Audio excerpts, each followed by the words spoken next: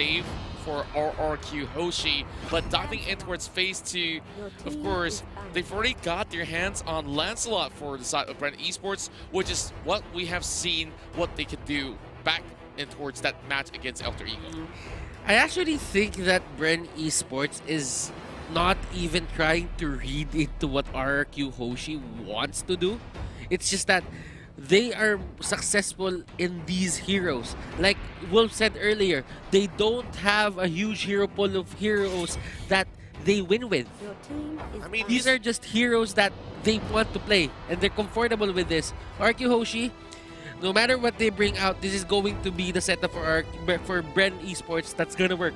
that's dangerous. That's dangerous. Well, it is, and knowing Bren Esports, we just have to accept the fact that they need to be a little bit more creative in terms of this. But for this Lancelot, this Yuzhong, this Sylvana, they're safe with this. Yeah, and now coming into the second phase, they're going to get rid of the Loyi as well as the Harith here. Both very important wave clearers, and more importantly, especially for RRQ's Hoshi's side, yes, they do have Matilda for that magic damage, but they're not going to have too much lane priority, which I think even Bren realizes, all right, we don't want our side lanes to get punished because we have seen, you know, things like Harith show up into the side lane, things like Lunox and Farsa show up into the side lane as well.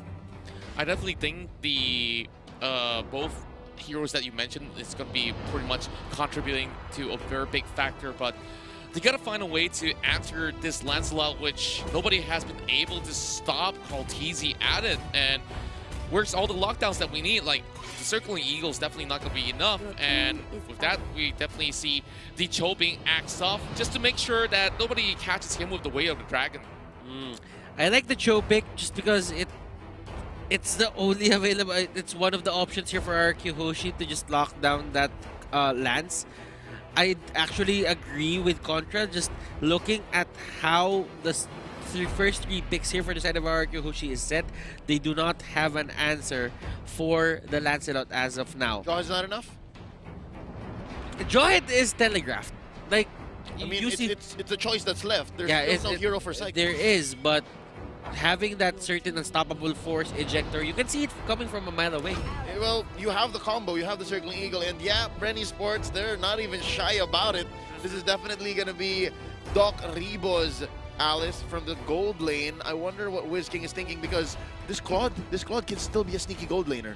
Yeah, it still can. It's pretty flexible in that sense, and I think, you know, even Bren now picking up the Alice as well as the Yuzong, they realize no matter what we pick at this point, even if we do get the 1-1, it's a little too late, and if we want to dominate the lane, it might not necessarily work out anyway, so you might as well get a relatively safe laner. And if RRQ decide to go for a double marksman composition, that's even better for us with our assassin, on top of the fact that we have some great pick potential and some really powerful scaling for that late game.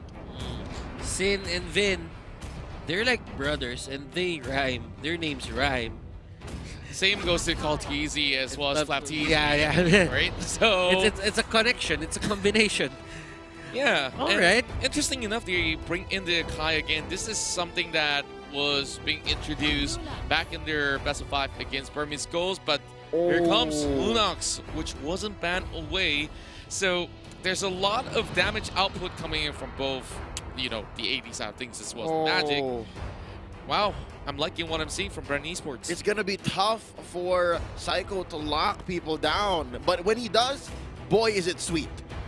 I suppose, I definitely suppose here, but I think RRQ, they've got a much stronger early game in comparison to Bren. So as long as Bren, they basically want to play the early game a little bit more passive, just focus on clearing the waves and focus on, you know, if they have to give up certain things on the invade, they just kind of have to here. They don't have a choice, and Matilda is really going to be a problem for that. But at level 4, Bren's going to have a huge swing into their favor because they're very ultimate dependent. Yeah, I like Bren Esports draft as well, but you really have to give props to that Akai pick from the side of RRQ Hoshi. You might not have the catch, that solo single target catch, but you can destroy or you can cancel his combination. And that is the thing for the Lancelot. Just don't let him burst down people. Well, I think it is time to get into the game. This is game 1. Let's roll into the land of Dawn for our semifinals matchup at M2. Boys, take it away. Well, of course, all eyes is going to be on Sin as he will be the one that will be taking over Alfred's seat. But just look at Few already getting his health taken down low. Not even going to be polite about it. Just, yeah, you come into our range, we will knock you down a peg. Few already less than half health, not even a minute into the game. Looking at the lanes, it's R7 on the Lapu-Lapu facing off against Rebo in the gold lane. Up top, it's Flap TZ versus Wiz King. So there's a little switcheroo being showed here by RRQ Hoshi. Again, you're never really sure what James is thinking. Now, onto the middle lane, this is a normal matchup. Few knows that he will get harassed a lot here as long as he doesn't have his level 4. And as you can see, the damage output in the Matilda is just way too high. But it's okay because Few is the one getting damage, not Carl TZ. Yeah, of course, we do see Kaltizi though trying to actually go for the little wander here, and Imole backs away, understanding that Sin as well as Vin, they could actually pull off some significant damages now that he does have the double buff as well. So a little bit of push and shove coming from both ends. Bren Esports, they cannot force any issue. Yep, as Gideon said, Brenny's just waiting for the level 4, and that's when they go ahead and put it into high gear. That's when things get to start, and that's when it becomes more interesting. Right now, Turtle is coming up about 10 seconds from now in the top lane. This is Wiz King and Vin waiting to find someone, catching them off guard, and now Karthik is just clearing the wave alongside the rest of these mid laners, preparing for the first turtle take. Yeah, speaking of which, we can definitely see that RQ is in the prime position to be able to get that challenge in. And for Lusty, he's keeping an eye out, and here comes Psycho. Lusty is using the brush as well, but RRQ, they are going for the Lord next, and this is going to be tricky for them because the Lancelot is on the other side. Nice catch on the Few first blood drawn by Shin, and there's no counter go. That's gonna be the Rampaging Sandstorm. Lusty bites it, Flap TZ, he's a little too low. Oh, not even a trade. They do get one. It's Vin, but it's 3 on the side of RRQ Hoshi. 7.3 to 6.7. Oh, already a 500 gold lead. That was the perfect timing for RRQ Hoshi to pick a fight. Why? Because Carl TZ's orange buff expired. He doesn't have the extra damage to help their side, and now Bren Esports have to bow out from that certain fight. Yeah, and you got to give it to Sin on his perfect position as well. He managed to get 2 kills out of that effort. And those pickoffs out there has been able to just deny a little bit more time before the rest of the Bren Esports side, of course, comes in with some big plays later on, but phantom execution and stuff like that being brought out. The Wanderer secured, but all eyes are still on Turtle once again, but something's happening down here. Yeah, no, I think Rebo understands that he can rotate much faster than R7. So that means he doesn't have to miss a wave, and then he can be part of the team fight. Now, Turtle take going on here. Lusty looking for a target. He does have his Imperial Justice on cooldown. That's going to be called easy cake in the first Turtle. Down goes Lusty. Vin gets him down. Oh, that's going to be another takedown. Few gets eliminated. 2 for none. Is it worth the Turtle? What a pincer attack coming in from both sides. RRQ Hoshi, they just rushed right in and got Bren Esports members all caught out. And I definitely like what they are doing with the Kai, just having the Hurricane Dance in perfect position. Now, team fight for Bren here is going to be really tough, but as long as they do not give as much turrets as possible, it's going to be great. Psycho will be the first target, and he will go down. Wiz King here is getting chased down, but Sin is there to help his ally, and that's going to be Flap. But Bren, They Wait want for to this. go. It seems like Few will be bursted down, but it will be the order burns being popped right in. Wiz King does get that double for that dive. Great exchange coming from RRQ. Kaltizi tries to take the buff away, and Finn, he tries to move right in first position, catching on towards Lusty, but Kaltizi, how far can he run with a mega kill coming from Wiz King? That was a very risky play coming out from Bren Esports. Carl just wanted to take that purple buff from Sin, but RRQ Hoshi was on top of it. Yeah, and Definitely a great timing on that circling eagle itself. Now 8-3, but the goal difference is not going to be too huge in the early phase of the game. 3 more seconds till the next objective. Well, I definitely see that right now. Members inside of Bren Esports, they're trying to pull the trigger on a very difficult position, and that definitely didn't pay any dividend at all. Now, looking at it, this is the roster or lineup here for RRQ Hoshi that really has a much aggressive early game. They go for those turtles. When Bren Esports, they're kind of caught off guard here. Yep, here we go. Blazing Duet by Sin. He gets out of there. Battle Mirror Image.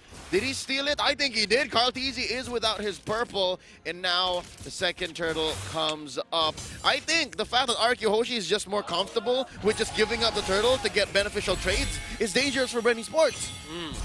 Yeah, right now the turtle is going to be the main target for both of these teams. Bren Esports really want that. RRQ does not want to give that to them. Psycho with the Petrify. Oh my goodness. Lusty just goes down. Not a good look for Lusty so far, and without that Imperial Justice, whether it be because it's on cooldown or whether it's because they catch him like that, not even blinking. Oh no, Flapteezy gets a barrage of bullets from Shin, and that's gonna be Vin putting the nail in the coffin for Flapteezy. It's looking tough for Bren Esports. Yeah. 6 minutes, 45 seconds in, Doc Rebo tries to go for a push. That's gonna be R7 not able to save the turret. In comes Psycho. And of course, Blood Oath already being popped up as they will be able to match this pretty much safely. I don't really like the sort of exchange that they had back towards the turtle pit, and this is where things get a little bit rowdy with the rest of RQ. Hoshi moving right back in, chasing on towards Ripple as he tries to make an escape, but how long can he last? As you can see, R7 has already got members right behind him, and Sid might just actually get this one coming.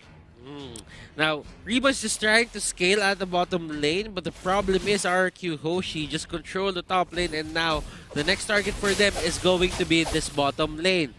They want to get this before the 60 seconds passes, so that they can set up to the top lane and get the next objective there. A turtle probably? But RRQ Hoshi has their sights set on just controlling every single side of this map. Oh, Lusty tries to put a bead on to R7, misses it. Phantom Execution still online. They're gonna use it for a dash. It's not enough. Sin finds you, and Flapteezy uses Black Dragon form to retreat. Lusty survives, but only for now, as well as Flapteezy. That's -1. Carl finally shut down here. No longer a thorn on the side of RRQ Hoshi. They push mid. That's going to be open. And Butters, as you were saying, it's a diversion play. And they just got a free turret along the way. It's a drive-through, right? They're giving Bren Esports so many problems so that whenever RRQ Hoshi goes for an objective, there's just no answer because they're trying to, you know, plug these holes in the sinking ship. The playing prowess or the playmaking prowess of Psycho is just showing right here. The amount of pressure, the amount of worry that he puts on Bren Esports' shoulder, it's just too much to bear for them, and they break down the pressure to the early game. Yeah, and you could definitely see that RQ's plan when they immediately lock in that clock, this is what they were hoping for in the best case of things, and they've already got 5 kills on towards this clock, and he's pretty much hard to catch in that sort of moment. Now, a little bit of setup here coming from Psycho as he's looking for a good one, and there we go.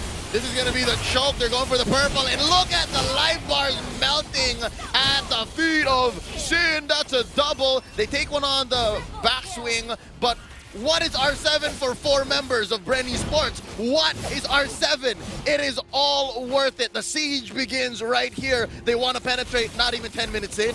Yeah, and there's only a couple of all these members that will be coming up online in the form of Lusty as well as Flapteezy in a couple of seconds here, but they've already lost way too many towers, and I definitely think that RRQ Hoshi, they take too much control, all in the span of less than even 10 minutes. Let's check out the items, shall we? Butters, we've already seen a great build coming out of RRQ. Now, if you would look at it, Sin here went for the Brute Force Breastplate. That is going to be good defense against the Lancelot. Now, Lancelot isn't at the best position right now just because he has the Heptasis, but no Endless Battle, no Blade of Despair. And Queen's Wings for Flaptizi, he doesn't have the extra firepower, he doesn't have the skill vamp to just back up that tankiness that he has.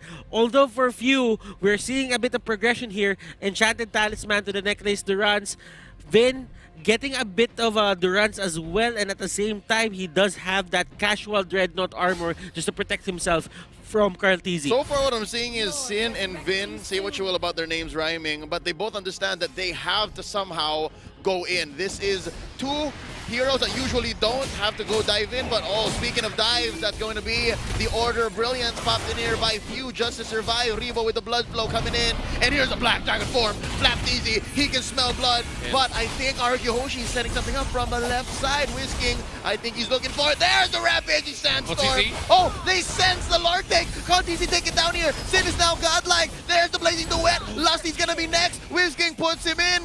Down under the ground, 6 feet, 2 for none, plus the Lord. RRQ Hoshi is ripe for the finish. They fished him out, and with that, they initially went in by popping the Order of Brilliance, and Lunox already using the ultimate. They could not possibly go into cross anywhere near towards the Lord, but here comes RRQ. They've already got the Lord taken out, and they are going straight to finish up game number 1. But there's going to be a defense coming in from the side of Bren Esports. They tried to hold on. Rebo with the blood. Oh, he flickers away, but look at R7. He's chasing right in as well, but he will give his life for it. Bren Esports, they're slowly going down, and game 1 is in the hands of the Indonesian side, RRQ Hoshi. And you saw how aggressive they were in terms of just getting that first turtle on their side. RRQ Hoshi, I think my thoughts were right. This is their early game lineup in terms of players. Near flawless. It's like Whisking and Sin were playing all throughout day 1 and 2. This is what it looks like for RRQ. I mean, honestly, they have been one of the more veteran players coming in for the side of RRQ for a large majority of the roster as well. They have been there for a while, and I think that makes a significant difference when it comes to just decision-making and some of these more reliable picks that they've been pulling off time and again. Yeah, I definitely think that it looks a lot more clear than what we saw coming in towards the upper bracket runs for the side of RRQ. And they took the time to really break down what can go wrong in those games that Bren was fighting Alter Ego. So this survey picks that came out from Bren Esports has been predicted to come online once again, and immediately they found their answer.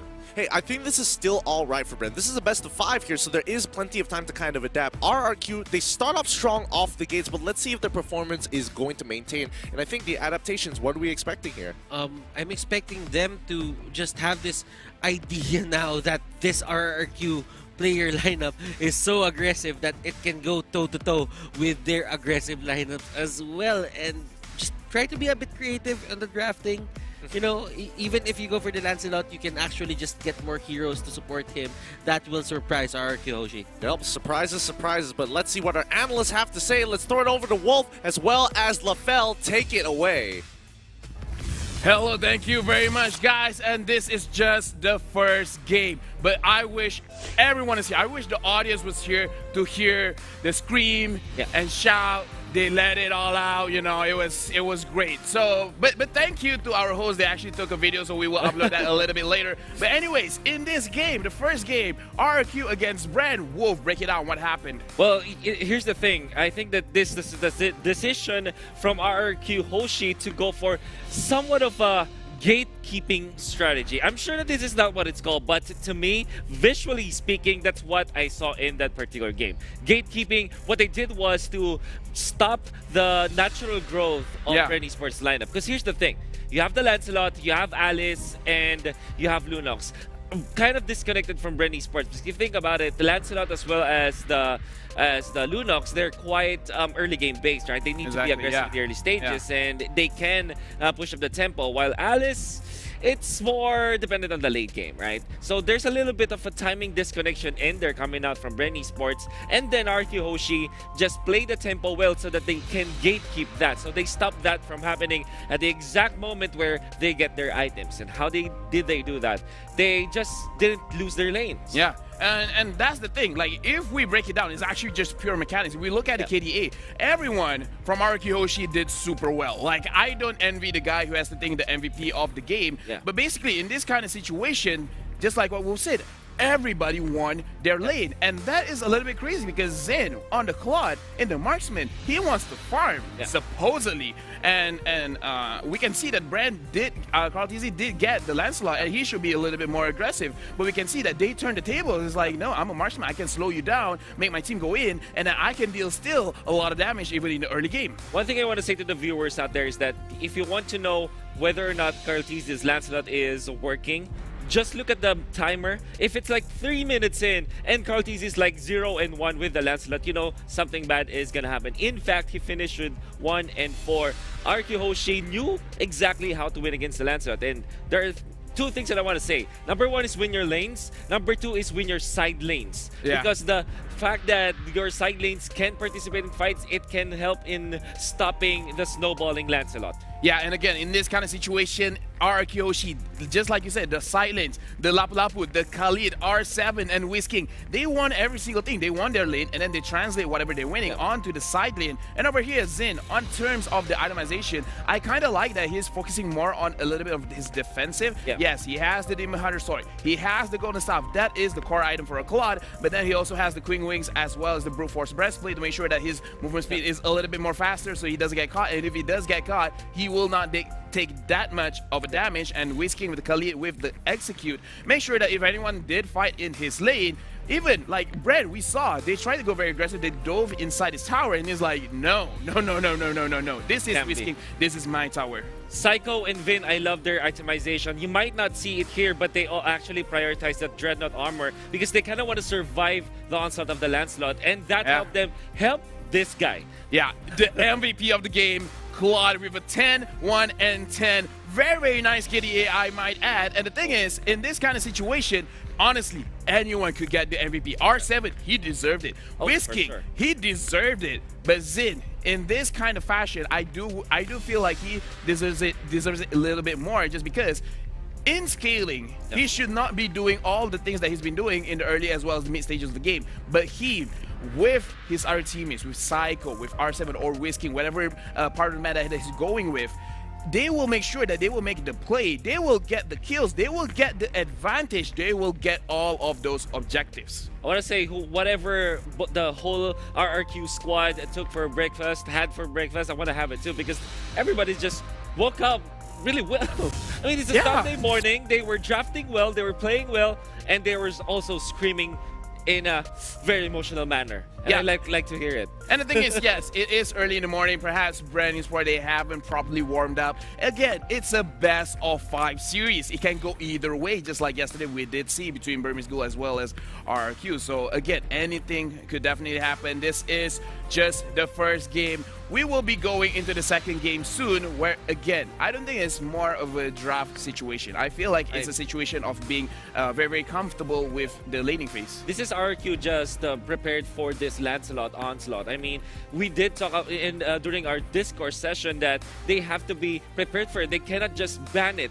Just looking at banning the Lancelot is a band-aid solution, as Lysander said, and it seems like RRQ Hoshi, they are well equipped to deal with this. Last thing I want to say about the adjustment coming out from RRQ Hoshi is that they were able to show us how to actually support a hero, or how to activate a marksman in the middle, just like what Burmese Ghouls has been doing. And they might have taken notes, because honestly, if I just cover the names and the team, I might think that it's actually Burmese Ghouls playing it, because of how much they put a lot of emphasis into that mid lane part of the map where the carry and the mid laners and the supports are, and the movement is just so fluid. Exactly. And if RRQ is playing like this, we might see a rematch between Burmese Ghouls and RRQ, but this time in a best of 7. Either way, my name is LaFell and this is Wolf. I can't wait. So Right now, I think our castles are ready. So guys,